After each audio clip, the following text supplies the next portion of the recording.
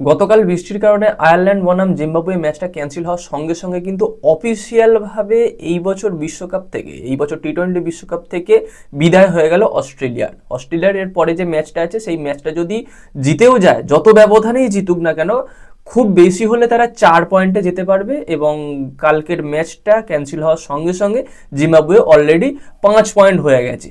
তাই সেই সুবাদে জিম্বাবুয়ে টপ 8-এ বা সুপার 8-এ কোয়ালিফাই করে গেছে। তো এই সুপার 8-এ জিম্বাবুয়ে কোয়ালিফাই করার সঙ্গে সঙ্গে ভারতের খেলাগুলো কবে আছে, কখন আছে, কোথায় আছে, সেই বিষয়টা সামনে চলে এসেছে। সেই বিষয়টা তোমাদের জানাবো এই ভিডিওতে। এবং সেই সঙ্গে কেকেআর ফ্যানেদের জন্য রয়েছে একটা সামান্য সুখবর, কেননা মাথিসো পাতিরানাকে নিয়ে যে একটা ধোঁয়াশা সৃষ্টি হয়েছিল তার ইনজুরিটা নিয়ে, সেইটা নিয়ে একটু আশার আলো দেখা যাচ্ছে। তো সেই বিষয়টা এই ভিডিওতে কথা বলে নেবো। অবশ্যই তোমরা ভিডিওটা শেষ পর্যন্ত দেখতে থাকো, ইন্টারেস্টিং ভিডিও হতে চলেছে। তো চলো প্রথমে এই যে শিডিউলের ব্যাপারটা নিয়ে কথা বলি, যে ইন্ডিয়া এই সুপার 8-এর খেলাগুলো কবে, কখন, কার সঙ্গে খেলবে। তো সেখানে প্রথম খেলাটা খেলবে সাউথ আফ্রিকার সঙ্গে 22শে ফেব্রুয়ারি আহমেদাবাদে, এবং তারপরে 26শে ফেব্রুয়ারি খেলবে জিম্বাবুয়ের সঙ্গে চেন্নাইতে, এবং তারপরে মার্চ মাসের 1 তারিখে খেলবে ওয়েস্ট ইন্ডিজের সঙ্গে, সেটা আমাদের কলকাতার ইডেন গার্ডেনে। আর এই কলকাতার ইডেন গার্ডেনের টিকিট নিয়ে একটা কন্ট্রোভার্সি সৃষ্টি হয়েছে। দেখো, পার্সোনালি আমি অনেকদিন ধরে টিকিট বুকিং করার চেষ্টা করেছি, আমি টিকিট বুকিং করতে পারিনি, মানে এই শিডিউলটা হওয়ার আগে পর্যন্ত বলতে পারো।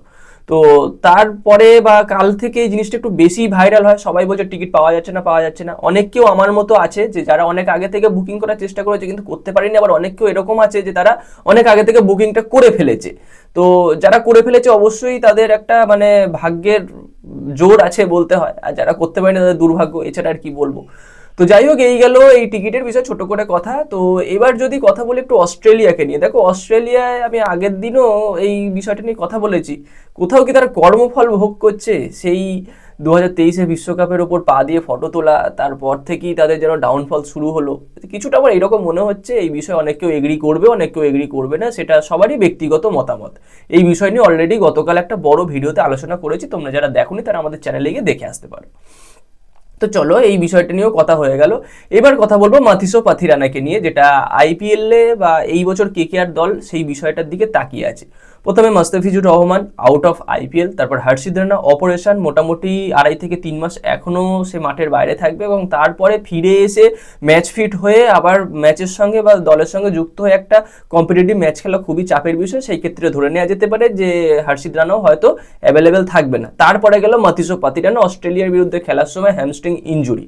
তো প্রথমে একটা ভয় লাগছিল যে তার ইনজুরিটা কত বড় কিনা। তো একটা খবর বা একটা সোর্স থেকে এই বিষয়টা বেরিয়ে এসছে যে তাদের ফিজিও জানিয়েছে, মানে শ্রীলঙ্কান যে ফিজিও আছে ক্রিকেট দলে, তিনি জানিয়েছেন যে এনার ইনজুরিটা বা মাথিসো পাথিরানার ইনজুরিটা খুব বেশি বড় সড়ো নয়, তবে 1 মাস তাকে রেস্টে থাকতে হবে, 1 মাস তাকে মাঠের বাইরে থাকতে হবে।